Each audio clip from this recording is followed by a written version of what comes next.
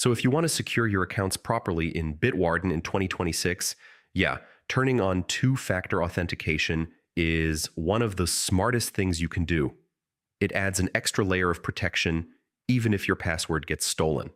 First, log into Bitwarden and go to your account settings.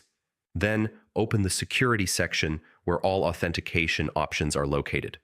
Next, scroll down until you see the two-factor authentication area. This is where you manage extra login protection for your account. Now choose your method. The most common option is an Authenticator app like Google Authenticator or Authy, which generates a time-based code every few seconds. Bitwarden will show you a QR code. Open your Authenticator app and scan it to link your account. This connects the two systems securely. Next, enter the 6-digit code from your Authenticator app to confirm setup.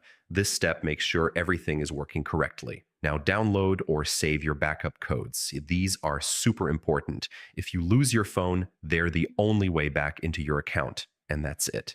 Two-factor authentication is now active, and your Bitwarden account is much more secure. Yeah, it's a small step, but it makes a huge difference.